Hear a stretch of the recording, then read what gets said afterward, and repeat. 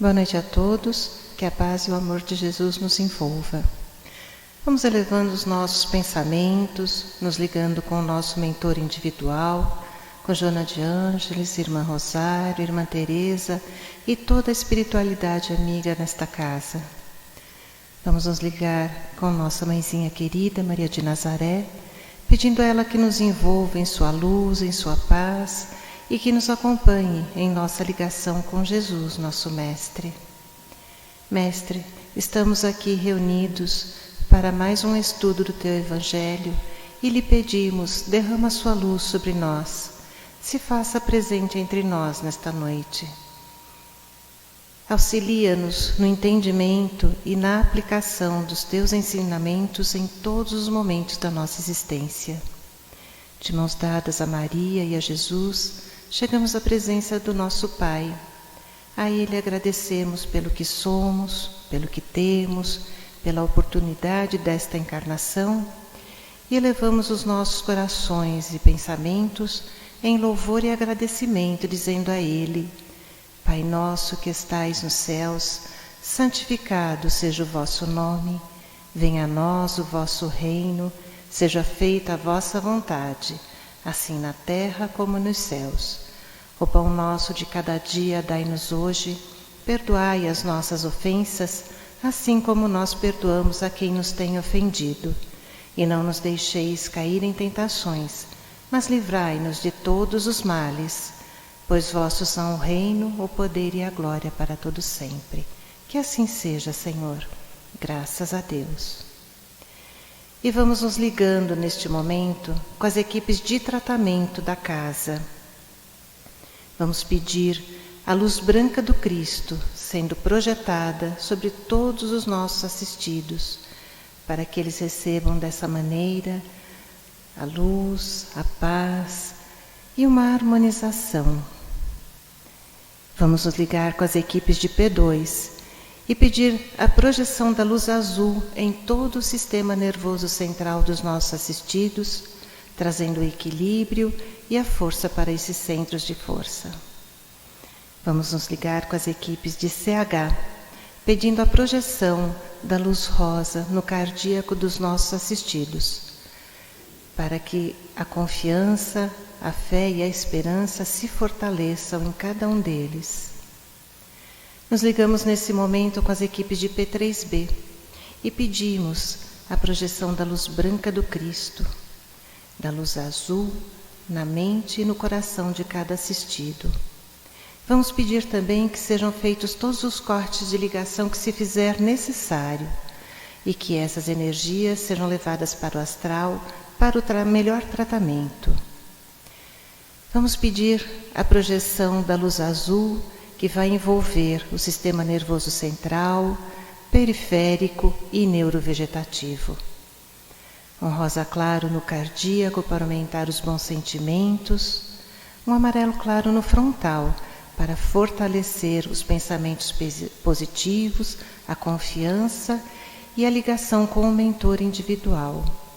E uma cúpula rosa clara vibrante da cabeça aos pés, para que o tratamento permaneça até quando for necessário. Aos assistidos de saúde, vamos pedir a projeção das cores do arco-íris, que eles fiquem envolvidos numa cúpula protetora até quando for necessário. Que assim seja, Senhor. Graças a Deus. Convidamos a todos para que assistam neste momento à palestra que será posta no ar. Que assim seja. E nesse momento recebemos o Sr. Rafael Papa para a palestra da tarde.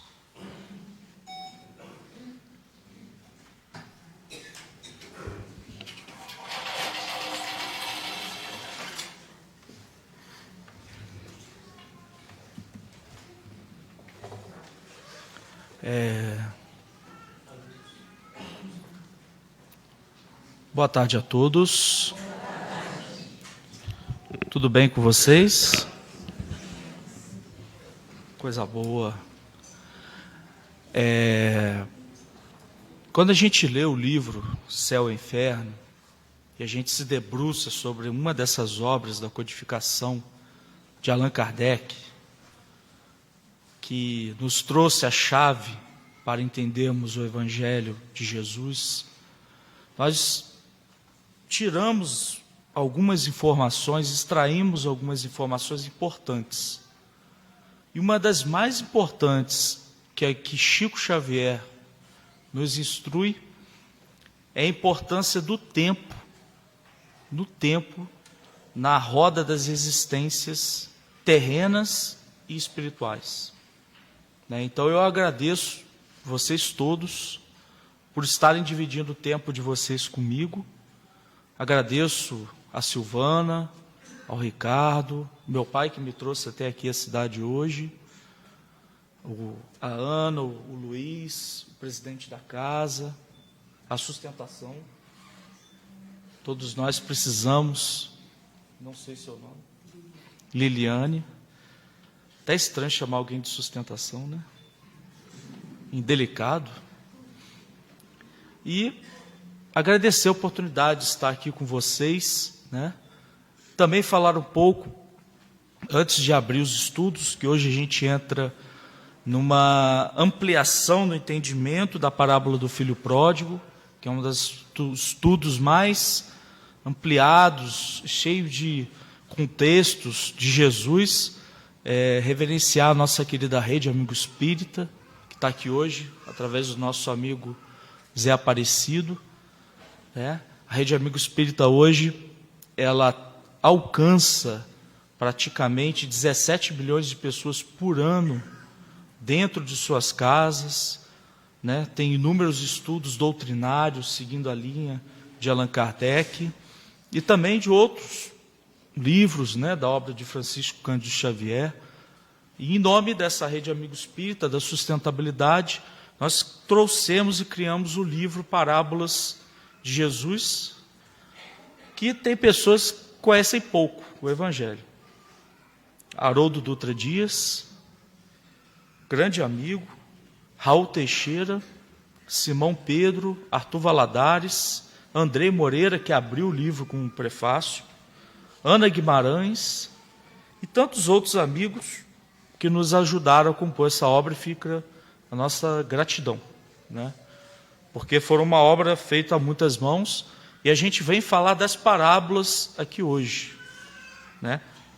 Então, eu sou organizador e tenho textos nesse conteúdo, né?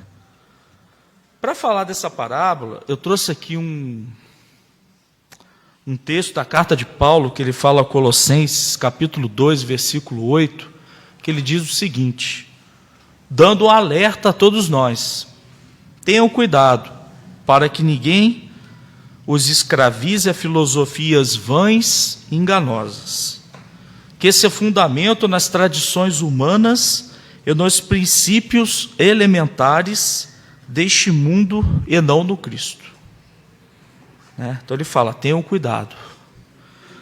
A gente colocou no nosso livro, bem na introdução, a questão 627 do Livro dos Espíritos, que nos amplia um pouco o conceito do Evangelho de Jesus. Ele diz, uma pergunta que todos nós nos fazemos, talvez todos os dias: já que Jesus ensinou as verdadeiras leis de Deus, qual a utilidade do ensino dado pelos Espíritos? O Senhor já tem o Evangelho, que é o nosso sol da imortalidade. O Senhor já dispõe do Evangelho de Jesus. Para que eu preciso de mais um ensino? Terão eles mais alguma coisa a nos ensinar? E os Espíritos respondem. Muitas vezes a palavra de Jesus era alegórica em forma de parábolas, porque ele falava de acordo com a época e os lugares. Agora é preciso que a verdade seja inteligível a todos. É necessário explicar, desenvolver aquelas leis, já que muitíssimos são as que compreendem e menos ainda as que praticam. Nossa missão dos Espíritos da Codificação é de abrir os olhos e os ouvidos a todos, para confundir os orgulhosos e desmascarar os hipócritas. que da religião e da virtude só guardam a aparência, a fim de ocultarem suas torpezas. Então, o livro dos Espíritos nos sugere uma caminhada e um convite para que possamos colocar na nossa paisagem mental o que Jesus viveu naquelas épocas. Porque um dos objetivos da doutrina espírita, segundo Emmanuel, e que a gente vai descortinando ao longo da introdução, é de restaurar a verdade evangélica. Porque nós estamos revisitando o Evangelho, talvez não pela primeira vez. Nós estamos revisitando o Evangelho com outros objetivos. Saindo da sua leitura apressada, indo para uma leitura mais dinâmica e espiritual. Certa feita, o Divaldo Franco, recebeu a visita de um homem e ele falou para ele: olha, eu vou provar para você que Jesus era alcoólatra. Jesus era alcoólatra. Então, naquele momento, Divaldo ficou assustado e falou: que tese é essa? Jesus alcoólatra? Como pode isso? E ele ouviu, ele estava com uma Bíblia debaixo do braço, né? Então, naquele momento, o homem diz, tem um trecho do Evangelho que diz: Jesus transforma a água em vinho, e outro trecho logo depois que diz: quem é meu pai e quem é minha mãe? Então já está inferindo que Jesus era alcoólatra.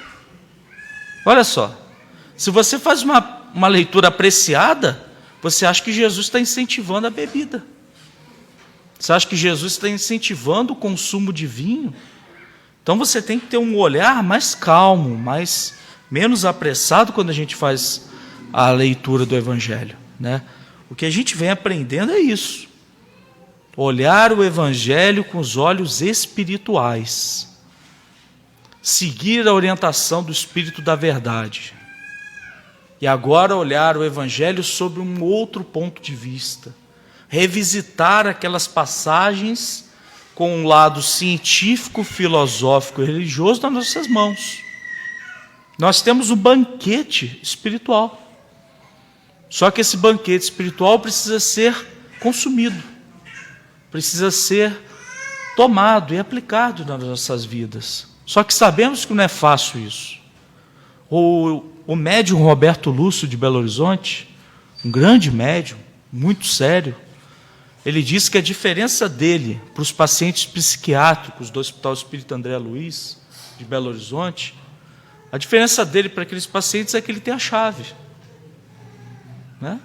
E a diferença que nós, expositores, temos para vocês é que a gente está em pé.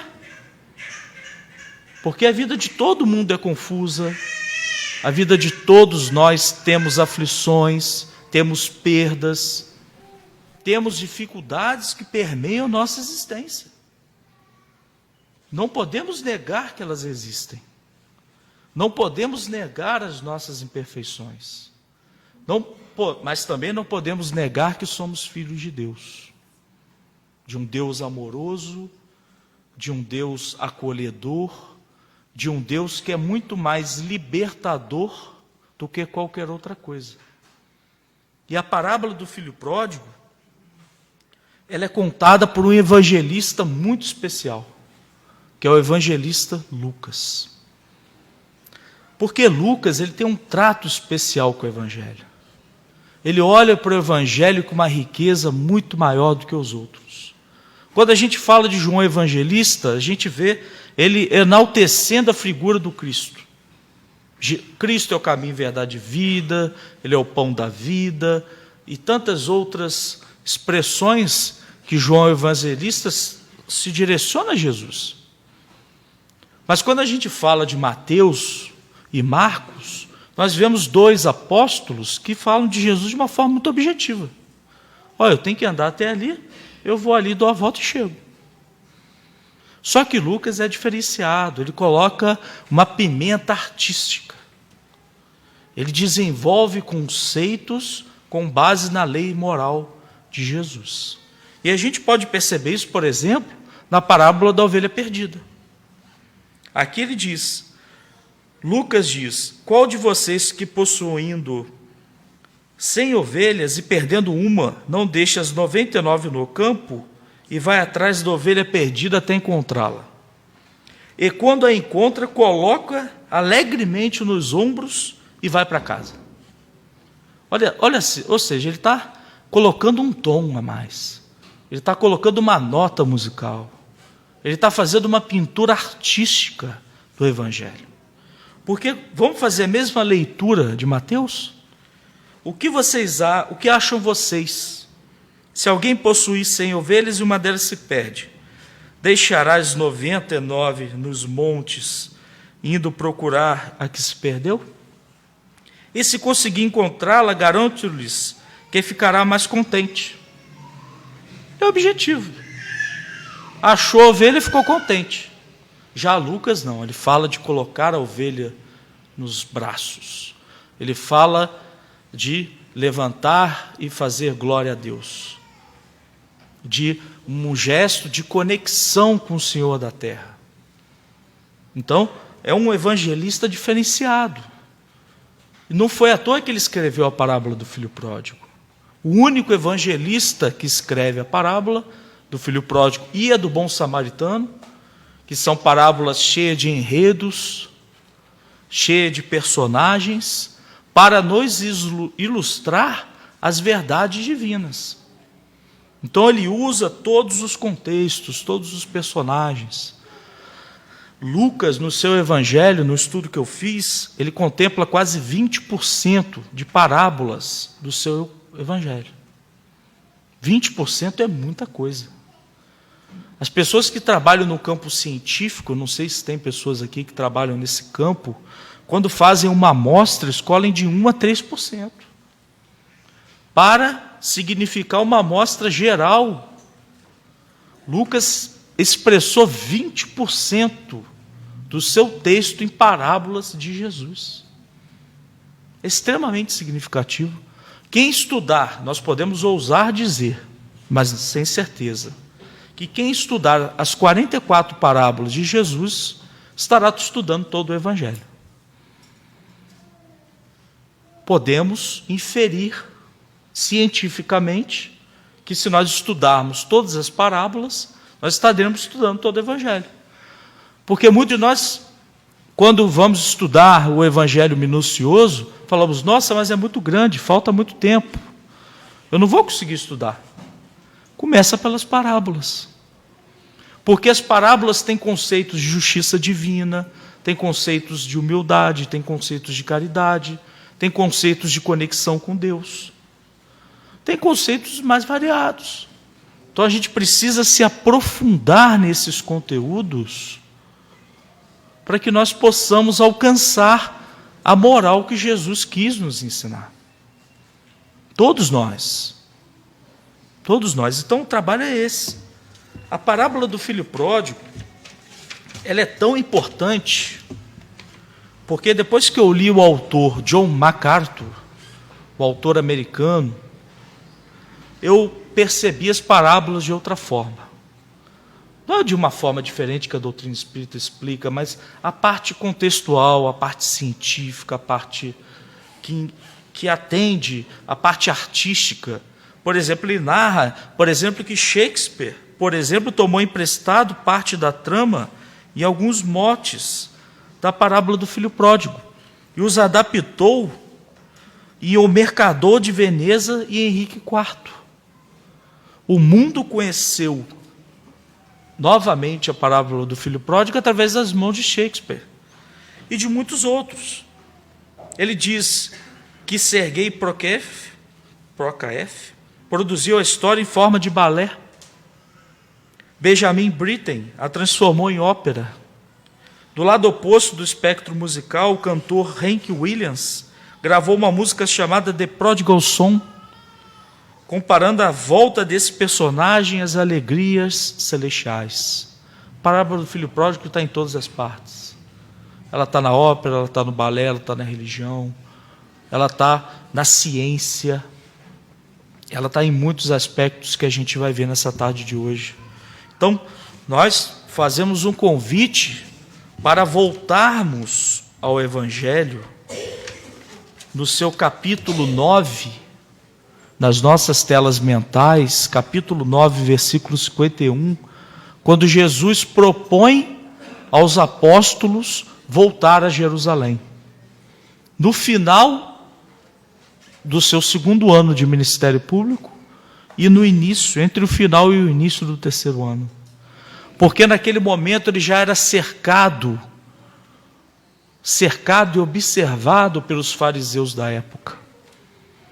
Então ele precisava dizer as coisas de uma forma muito mais simples, sem afetar os corações que eram resistentes ao que ele dizia. A maior parte das parábolas de Jesus foram ditas nesta época, quando ele sofria resistências religiosas, quando ele não poderia falar o que ele precisava dizer, e criou alegorias, criou enredos para não ferir os corações, mas também sem deixar de ensinar os pecadores, todos os tipos de pecadores que iam atrás de Jesus. Então ele apresentou o conteúdo para os discípulos e apresentou o mesmo conteúdo para os seus opositores. Porque se ele falasse que o filho mais velho da parábola eram os publicanos, eu acho que ele já seria condenado. Porque o filho mais velho da parábola de Jesus eram os fariseus da época. Perdão. Então, se ele dissesse que o filho mais novo são os publicanos e pecadores, e o filho mais velho são os fariseus, ele já seria rechaçado. Ele já seria tirado. Obviamente que ele não se permitiria, porque ele tinha uma programação espiritual perfeita, um espírito puro que veio à terra, né? O verbo encarnado, como João Evangelista chama. Obviamente que ele não se permitiria, mas ele não poderia dizer na frente de um fariseu que ele era o filho mais velho, ou que ele estava atrapalhando que as pessoas chegassem aos reinos de Deus prometidos. Então ele tinha que falar em parábola. Era a única forma. E a gente precisa conhecer o que acontecia naquela época, por que ele disse aquelas coisas, que contexto ele colocou para cada situação. Então Jesus, como diz Emmanuel no livro Consolador, quem faz arte é um médium de Deus. E qual o médium de Deus mais perfeito que esteve na terra? Jesus. Então ele pinta a parábola do filho pródigo, ele cerca dos personagens para nos ensinar. E a primeira passagem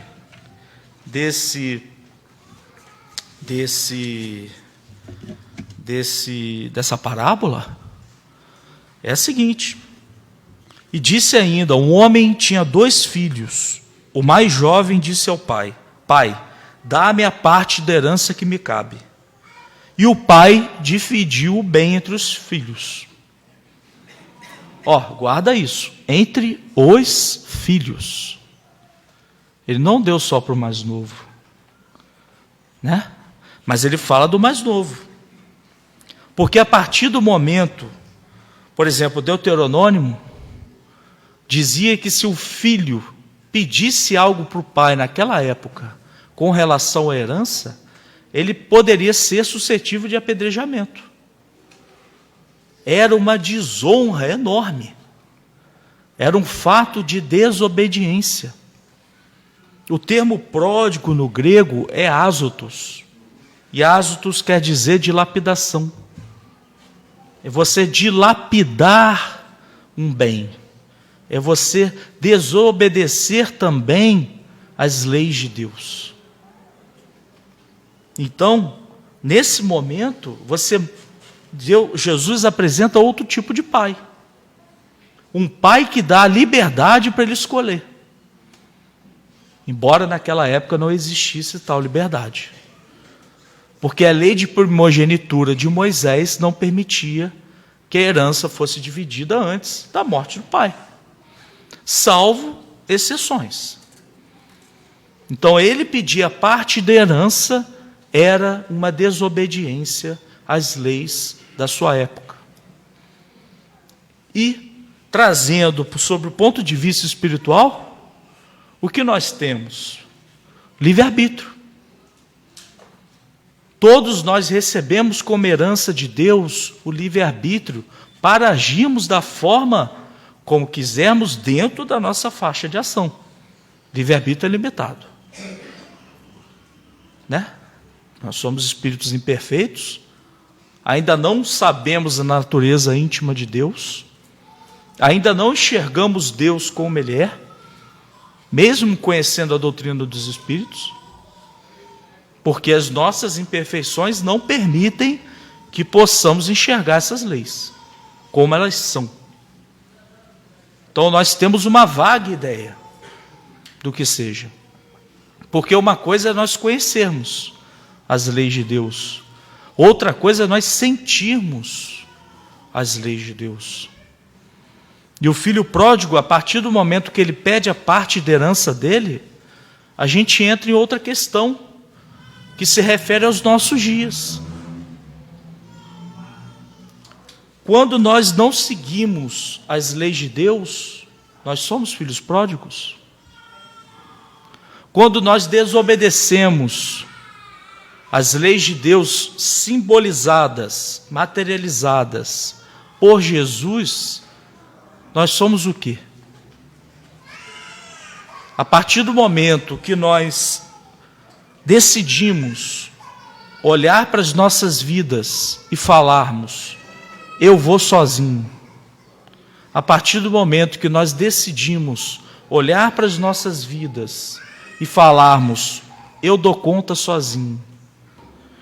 A partir do momento que nós falarmos, eu não perdoo nunca. A pessoa faz um post no Facebook dizendo que estava no shopping X de São Paulo, você vai para o Y. Porque eu não perdoo nunca. A partir do momento que eu olho para as leis de Deus e faço a manifestação contrária a essas leis de Deus, que são os pedidos de Jesus para a humanidade, eu sou filho pródigo. Filho pródigo não é apenas aquela pessoa, isso o Emmanuel explica para a gente, não é aquela pessoa que dilapidou toda a sua fortuna. Não é aquela pessoa. O filho pródigo ele pode estar dentro de um rótulo religioso. Pode estar dentro. O filho pródigo ele pode estar dentro de um avental de um cientista. A partir do momento que ele constrói uma bomba nuclear para aniquilar outro país. Não diz as leis de Deus, não matarás? Não diz as leis de Deus que nós não devemos tirar a vida do outro? Que nós não devemos tirar a esperança do outro? Então nós temos que ampliar os nossos conceitos de leis divinas, porque elas nos cercam através do seu fluido cósmico. As leis divinas são diferentes da minha dieta. Eu falo para vocês, comecei minha dieta. Eu estou enganando vocês. Né? Eu, Zé Aparecido. Começamos a dieta. Mas ninguém me vê de madrugada, pegando um brigadeiro, me alimentando com um pudim. Não, ninguém viu. Talvez um ou outro dedo duro, né? Mas é diferente. Porque o próprio Paulo diz na carta aos Hebreus que Deus vê nós como nós somos. O Espírito chega perto, pudim, né? Ele vê de onde ele estiver. A força do pensamento chega até a mim. Então eu só estou enganando a quem? A mim mesmo. Quando Paulo fala da nuvem de testemunhas, ele está se referindo aos espíritos que nos cercam.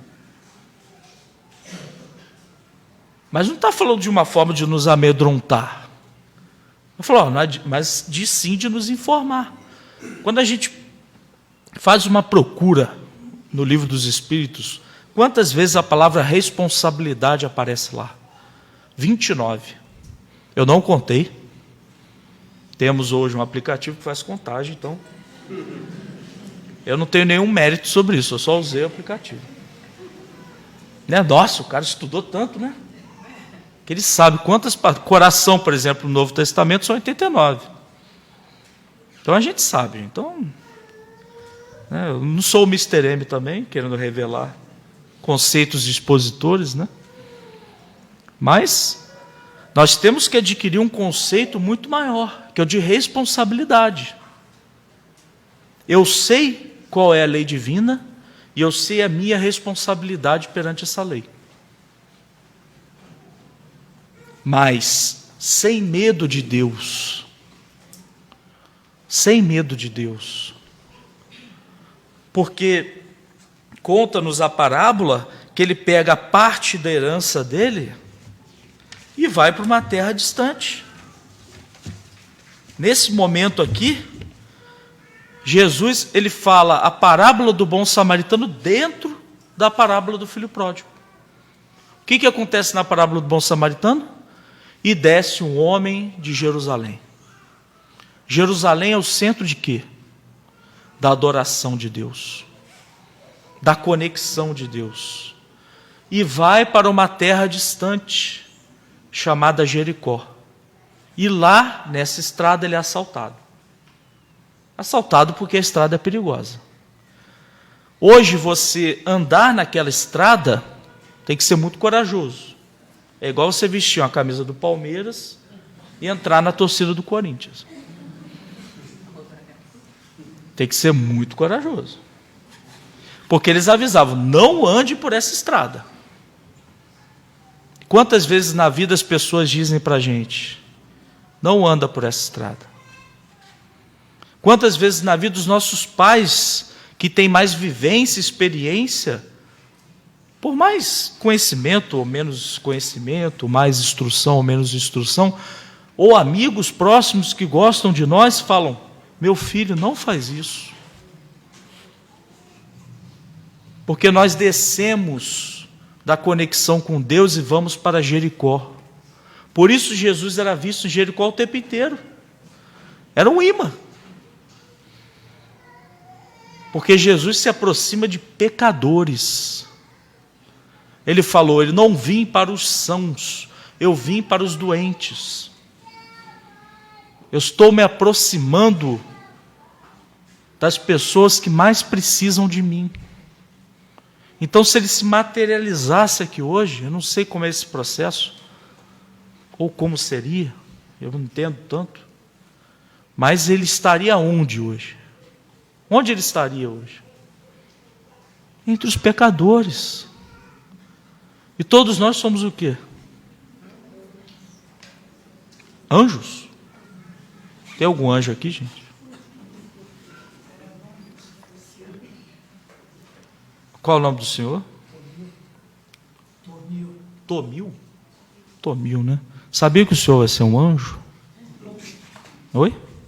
O senhor vai ser um anjo. Já informaram para o senhor isso? Ah, vai ser. O José Aparecido vai ser um anjo.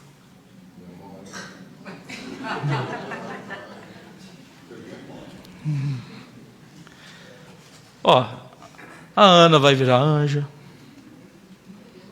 E o mais estranho, o seu pior inimigo também vai virar um anjo.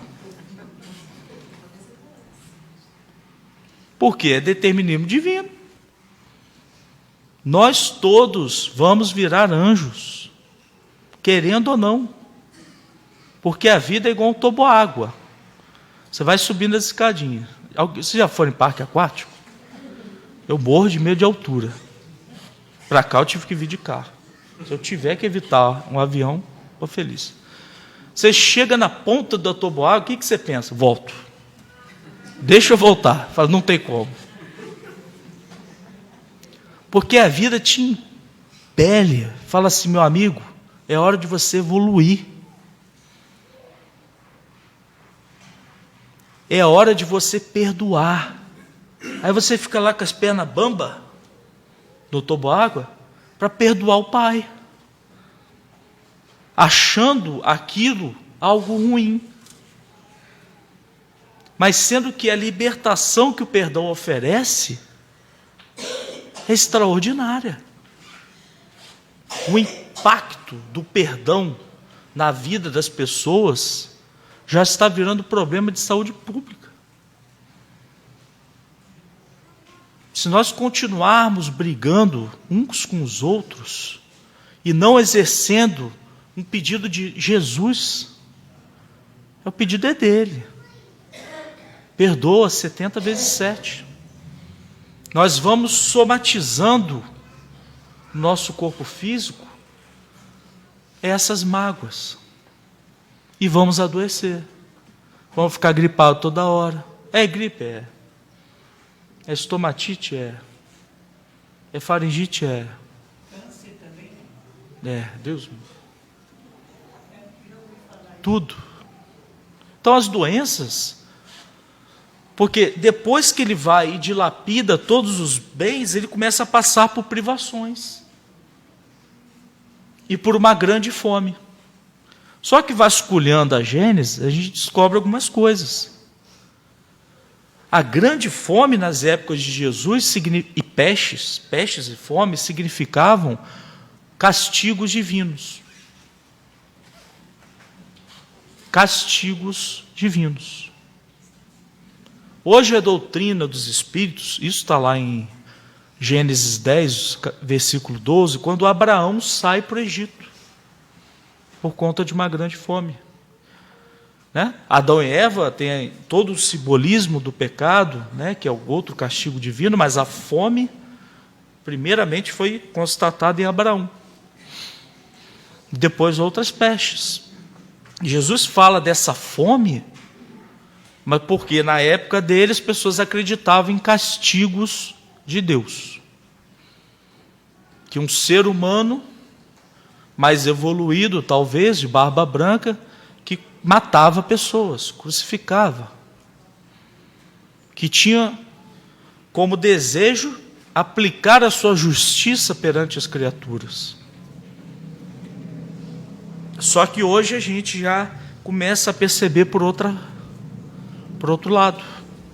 Essas privações, tanto materiais quanto emocionais, e são duas.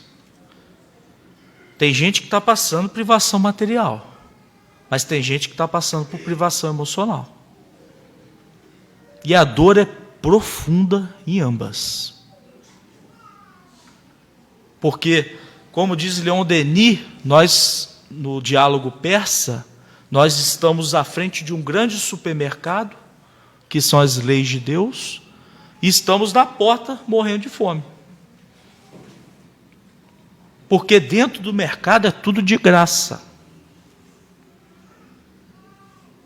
Tudo o que nós precisamos para sobreviver e para evoluirmos espiritualmente, você não precisa de muita coisa.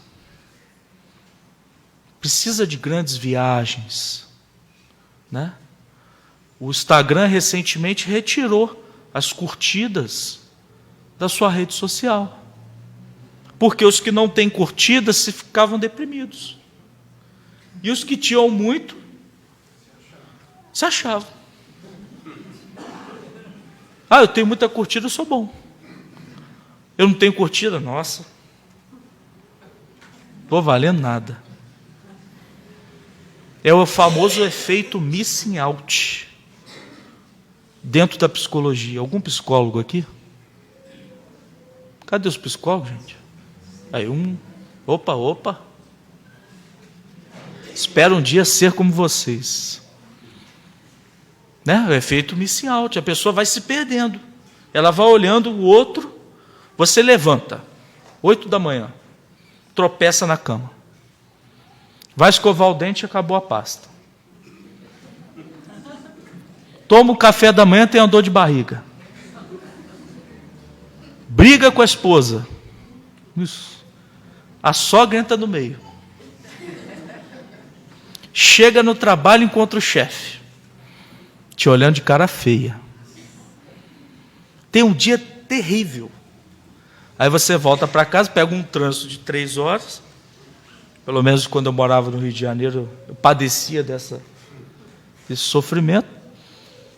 Aí você abre o Facebook e tal, alguém lá, gratidão. A vida é maravilhosa. Aí você fala, minha vida não vale nada. Não vale um centavo. Tem gente feliz e eu estou aqui. Né? Na verdade, todos nós estamos sofrendo, gente. Por quê? O problema do ideal suicida e depressivo é achar que é vergonhoso sofrer. Já viram no Instagram, em algum lugar, eu estou deprimido há 4 meses. Eu briguei com a minha esposa. Não, a gente põe as fotos, mas é óbvio que ninguém quer mostrar também problemas, né? Mas também você exacerbar essa cultura do selfie, né? Colocando a sua vida, Outro dia eu trabalho na Universidade Federal de Juiz de Fora e teve uma professora que se afastou por saúde. Só que eu estava olhando e falei, gente, não é possível. Ela só põe foto de gratidão. Eu trabalho no núcleo assistencial também, lá no Juiz de Fora, tem um monte de psicólogo. Por isso que eu gosto tanto, estou fazendo o curso. Falei, mas não pode ser. A pessoa está se afastando por depressão, mas eu só vi foto bonita. Aí você toma um susto. Porque a gente quer apostar uma vida que não existe. É a dilapidação espiritual. A gente sustenta nos ombros uma vida que não tem. Tem que estar todo muito, muito feliz. Todo muito, muito certinho. Todo muito, muito comportado. Não é a vida. A vida ela tem vitórias e tem derrotas. Para a gente entender o filho pródigo, a gente tem que entender que a vida tem derrotas. Mas também tem muitas vitórias. Como acontece em algumas tribos na África. A pessoa comete um erro. Ela é arrastada até o meio da tribo. A gente já pensa no apedrejamento. Vai ser apedrejado. Não. 2 dias seguidos, aquela criatura recebe ofensas positivas. Você é bom nisso, você é bom naquilo, você é bom nisso, você é bom naquilo. Para ela ressignificar que ela não é só ruim. Porque quando nós erramos, a gente só olha o lado ruim da coisa. Porque um fracasso material, um fracasso é duro, gente. Perder tudo é muito duro. Mexe com tudo que a gente tem de orgulho. Mexe com tudo que a gente tem de vaidade. Porque a gente, como está lá no Evangelho segundo o Espiritismo, como ficar bem aos olhos dos homens e de Deus ao mesmo tempo? O problema não é a perda. O problema é o que acham da perda. O que dizem da perda. Quando a gente senta, e isso me deixa muito triste, no Natal, quem está com o emprego melhor? Quem vai fazer a melhor viagem? Quem está recebendo o melhor presente? No dia do aniversário de Jesus. Quando nós deveríamos estar pensando quando Jesus deveria ou nasceu em nós. No dia do aniversariante. Depois faça um teste no Google, Natal, para você ver o que aparece. Na 5ª página aparece Jesus, na 5ª. Você até cansa. Desgasta o mouse. Porque Jesus é o personagem que deveria mais vigorar nas nossas existências. porque ele é o alimento das privações espirituais e das privações materiais.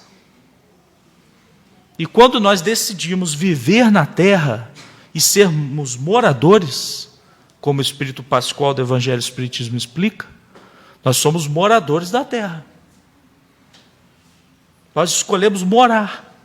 Aí a gente briga por herança, a gente briga por política, a gente briga por tudo.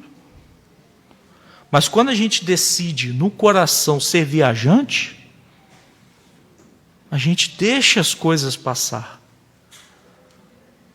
Espera o momento adequado para falar. É difícil, né?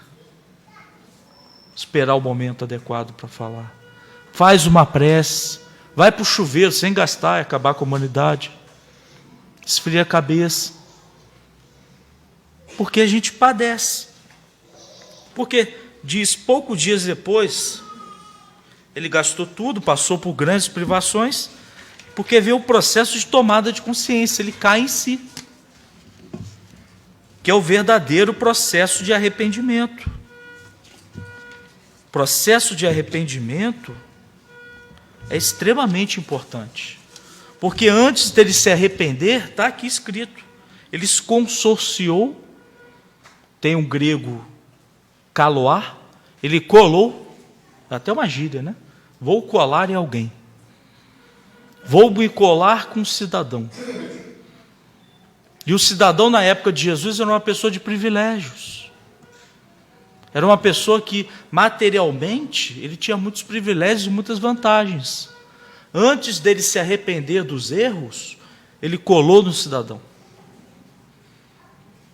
Isso mostra a nossa zona de conforto. Antes de repararmos os erros e antes de percebermos os nossos erros, nós ficamos na zona de conforto. E até comendo com os porcos, que na época de Jesus era algo muito impuro. Se você visse alguém comendo porco, ele precisava passar por um processo de purificação. Está lá em Levítico. Então, apacentar porcos era pior do que ser escravo, porque o escravo tinha mais vantagens do que os apacentadores de porcos. Então ele foi no túnel, ele desceu, ele foi para o fundo do poço. Em Israel, a função mais detestada era apacentador de porcos. Só que às vezes na vida a gente precisa descer no fundo do poço, beijar o fundo do poço para dar o impulso. Porque quando a gente perde tudo, ou quando a gente perde sentido da vida, a gente se sente muito culpado. E hoje a ciência, pela primeira vez essa semana, descobriu que existe uma exata relação entre culpa e depressão. Neuroimagens, escaneamentos funcionais, ressonâncias magnéticas do cérebro mostraram que pessoas com uma grande porcentagem de culpa, quando se sentem culpadas, geram depressão. Antes não tinha nenhum outro exame. Não tinha exame. Você detectava pela conversa. A pessoa está triste, está feliz. Essa tristeza é patológica, essa tristeza é contínua. Mas hoje a ciência já traz para nós o que a doutrina espírita já nos explica. Porque se eu vou contra as leis de Deus durante muito tempo, eu começo o processo depressivo. Quando eu faço um churrasco, sem nenhuma apologia, com bichos, se eu jogar o carvão e botar fogo, se eu coloco a mão nesse fogo, o que acontece? Biologicamente, minha mão diz, você está com a mão queimada. Tira a mão.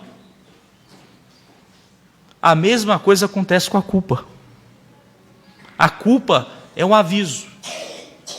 A culpa é uma notificação para o seu espírito de que você não está seguindo os caminhos corretos. Graças a Deus ela existe. Porque é ela que nos traz de volta para Deus.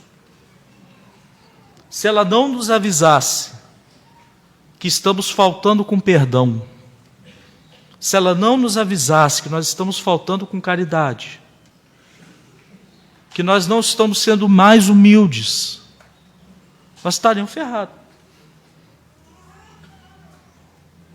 Por isso que Paulo fala, dê graça a tudo. Porque tudo que acontece é um motivo bom. Tudo que acontece tem uma explicação. Então ele se consorcia aos porcos, lhe apacenta porcos. Porque antes do arrependimento vem o remorso. Aí é o momento que ele se arrepende. O filho pródigo, ele toma o destino da vida dele. E ele relembra-se os bons momentos ao lado do pai. De quando ele era mais feliz, de quando ele era mais alegre. E a partir do momento que ele gera essa energia no peito, no coração, frente a essa suprema inteligência que é Deus, tudo acontece de positivo. A vida dele se transforma. Porque ele vai embora, ele se levanta, ele se arrepende. Só que o arrependimento precisa ser sincero. Quando você identifica uma fragilidade, esse arrependimento ele precisa ser sincero. Igual no livro Nosso Lar. Nas portas de Nosso Lar passa uma moça, uma senhora, que havia desencarnado, estava em situações precárias e André Luiz queria ajudar. André Luiz queria sair nas portas de Nosso Lar para trazer a pessoa para dentro. Eu que cometi tantos erros, voltei, vim para cá, por que ela não pode? Aí o porteiro chamou, então vamos lá conversar. Vamos lá conversar com ela. O porteiro falou para ela, você está vendo esses 58 pontos pretos? Estou. Então, foram os 58 abortos que a senhora fez no seu consultório. Quando ele falou isso, ela se rebelou, não aceitou. Eu fiz isso? Não sei o quê, foi embora. Porque ela não queria ser ajudada.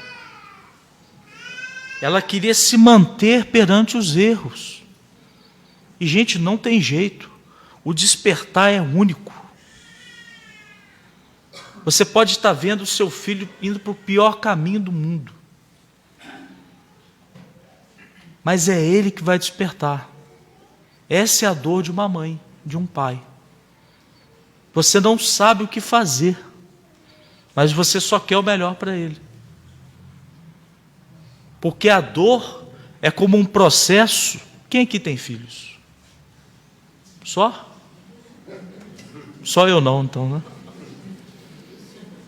Você lembra da época que você levou ele para tomar a vacina de sarampo? Não era uma choradeira? Aí, ó, aí um aí. Prova, né? A vacina dói. Às vezes nem dói tanto. A gente que é chorão, ainda mais filho homem, né? Que é chorão em dobro. Tá com dor aqui, já desencarna. Então, você deixaria de levar ele, esse rapaz aí? Ele já foi filmado, né? Esse rapaz aí. Aí vai ficar famoso. Ao vivo na Rede Amigo Espírita. Alguém que vai tomar vacina de sarampo. Você deixaria de levar ele para tomar a vacina? Sabendo que é bom para ele? Por que que Deus vai deixar que a gente não encarne e passe por alguns sofrimentos? Se nós estamos sendo curados agora. Eu não sei a dor de nenhum de vocês aqui. E nem a profundidade das histórias. Quando a gente estuda psicologia, a gente vê que as histórias são bem difíceis. Então a gente não pode julgar a história. Mas a dor é um processo de cura. Para que a gente desperte para a conexão geral com Deus. Porque aí vai. A partir do momento que ele se arrepende, ele corre nos braços de Deus. Ele corre nos braços do Pai, que naquela época era um ancião. Alguém já viu um ancião correndo? Mas aquele corre. Está aqui. Geralmente naquela época, quem beijava a mão de pai era filho. Quem beija e deixa até saliva. Você lembra aqueles cachorros São Bernardo? É o pai. Lâmbira. Né? Deixa ele todo lambuzado. Beija pescoço, aí. Por isso que Jesus é um artista, né? Então ele se enche de compaixão. Ele se aproxima do filho. Ele só quer que arrependa. André Luiz, quando estava no umbral, ele só precisava fazer uma oração. Só uma. Quando ele fez, o que aconteceu? Apareceu Clarence, Lísia, não sei o quê. A vida foi modificando. Então, talvez, quando nós façamos orações, quando nós entregamos esse amor de Deus, Ele vem e coloca sandálias em nós e uma aliança. A sandália por quê? Naquelas épocas, apenas os escravos e os servos andavam descalços. E quando você colocava uma sandália a alguém, era um status social elevado. Então Deus está dignificando aquele filho que voltou. E a aliança é o símbolo de união, Criador, criatura. É uma aliança. É a aliança que nós estamos buscando desde o Antigo Testamento. Cada revelação vem para nos relembrar dos ensinamentos de Deus. Os profetas, Jesus, o Espiritismo e outras religiões que de forma espaçada também são significativas. No Livro dos Espíritos está lá escrito: nenhuma religião é desprezível. E para... A gente tem até 5. E para a gente entender e sentir esse amor de Deus, nada melhor do que entender o amor de Jesus perante Saulo, às portas de Damasco. Quando Emmanuel narra o encontro de Jesus com aquele assassino. Quando ele narra esse encontro. E é lindo para a gente. Emmanuel narra para a gente de forma poética. Sente-se envolvido por luzes diferentes de tonalidade solar. Tem a impressão de que o ar se fende como uma cortina. Intimamente considera-se presa da inesperada vertigem do esforço mental, persistente e doloroso.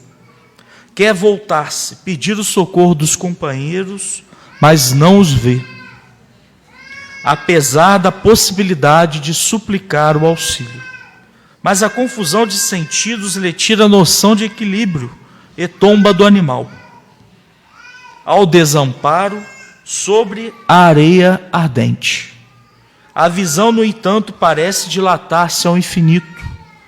Outra luz lhe banha os olhos deslumbrados. E no caminho que a atmosfera rasgada lhe desvenda, vê surgir a figura de um homem de majestática beleza, dando-lhe a impressão de que descia do céu ao seu encontro. Sua túnica era feita de pontos luminosos, os cabelos tocavam os ombros a Nazarena, os olhos magnéticos e emanados de simpatia e de amor, iluminando a fisionomia grave e terna, onde pairava uma divina tristeza em Saulo. Esse é Jesus. Esse é o amor de Deus que cobre uma multidão de pecados. Através das mãos de Saulo de Tarso, que era um assassino, Jesus fez maravilhas pelas mãos dele. Então todos nós temos direito de recomeçar. Todos nós temos direito de reescrever as nossas histórias. Todos nós vamos tombar do animal. Todos nós vamos fracassar. Não há evolução sem fracasso. Não há evolução sem queda. Kardec fala: queres conhecer as leis divinas? Olha a natureza. Então vamos olhar a criança aprendendo a andar. Ela primeiro dá os primeiros passos olhando para o pai. Depois vai dando passos mais sólidos, mais constantes, mais seguros, mas ela cai. E assim somos nós. Nós caímos nas nossas fragilidades, mas somos sempre amparados por Deus. E se a figura do filho pródigo, algum dia, o filho mais velho, disser para você que você não tem direito de recomeçar, que você não tem direito de voltar à casa do Pai, não se deixe enganar. Porque todos nós temos direito de recomeçar. Se alguém na sua família não deseja que você recomece, recomece por si só. Refaça a sua história. Se alguém da sua família disser, você não pode recomeçar, não aceite.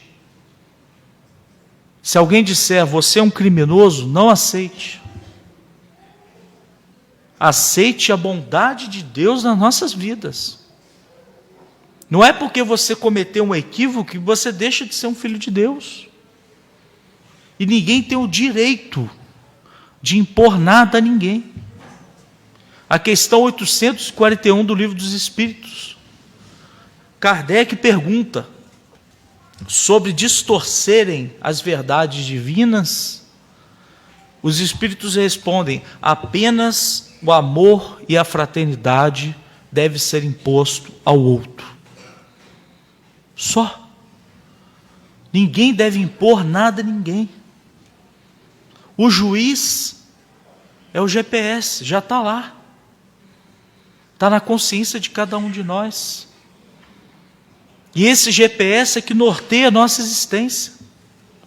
Temos que respeitar os erros, porque um dia também vamos cometer os nossos, se já não cometemos. E temos que bater palmas para perdão. Temos que bater palmas para processos de reconciliação de milhares de anos. O próprio Kardec disse, não são as terras que vão tremer, mas são os nossos corações que teremos terremotos emocionais. Terremotos emocionais estes que nos farão passar por privações. Que possamos seguir o auxílio do Cristo, que possamos seguir essa centelha divina que está dentro de nós e buscar as respostas, que possamos ter na figura do filho pródigo a nossa chance de redenção espiritual, porque se o Emmanuel evoluiu espiritualmente, a gente também pode. Se o Saulo evoluiu espiritualmente, a gente também pode. Se o espírito de Herodes, no livro A Solar de Apolo, psicografado por Zilda Gama, que é uma médium seríssima, evoluiu, nós também podemos. Porque ele reencarna, para a gente fechar, como Vicente de Paulo. É só abrir o Livro dos Espíritos que você vai ver lá. Vicente de Paulo. Porque todos nós podemos ter chance de reparar. Todos nós temos direito, por Deus, de seguir os caminhos da paz e do amor. e que nós todos possamos nos unir como filhos pródigos e irmos juntos. Porque a caminhada de braços dados é muito mais leve. Jesus ensinou isso através do Cirineu. Cirineu, possamos ser mais cirineus na vida dos outros. Que ao invés de julgarmos, possamos levantar essa cruz dos outros.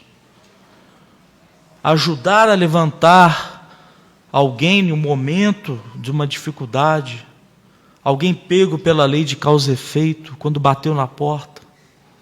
Que nós possamos tornar Jesus senhores dos nossos corações, apesar das nossas fragilidades. Agradeço de coração a oportunidade. Por mim, continuaria aqui até amanhã, mas não dá. Não dá. E fica o convite para vocês adquirirem a obra Parábolas de Jesus à Luz da Doutrina Espírita, que contempla grandes autores como Haroldo Dutra Dias, Simão Pedro, Arthur Valadares, André Moreira, e os recursos desse livro serão para que a gente possa manter as atividades da nossa querida Rede Amigo Espírita, do nosso querido amigo José Aparecido, que faz um trabalho hercúleo no Brasil inteiro. Esse homem não para. Às vezes ele tem que lançar um programa no meio de uma viagem, tem que estacionar o carro, abrir um notebook. A gente chega atrasado na palestra, mas o vídeo vai para o ar. O vídeo vai para o ar. São 17 milhões de pessoas e quem puder nos ajudar, fica o carinho, é um preço acessível. Quem não puder, a gente aceita um abraço, tá? E Deus abençoe todos vocês. Muita paz. A casa de vocês é incrivelmente linda. Me acalmou, porque eu estava nervoso. Não sei quem me ajudou, mas fica aqui o carinho. Curtam a Rede Amigo Espírita, curtam o Facebook, curtam o YouTube, vocês vão ter acesso a conteúdo exclusivo de vocês. Porque parece que nasceu uma parceria da casa aqui hoje com a Rede Amigo Espírita, e a gente quer alcançar muitas outras casas. Deus abençoe, Jesus acompanha todos nós. Amém.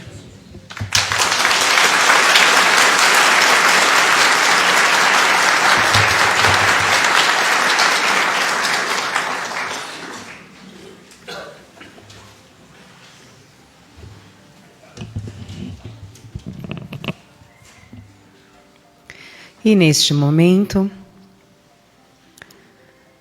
vamos agradecer pelas gotas de ensinamento que adentraram em nosso subconsciente e que vão cuidar de tudo o que aqui viemos buscar.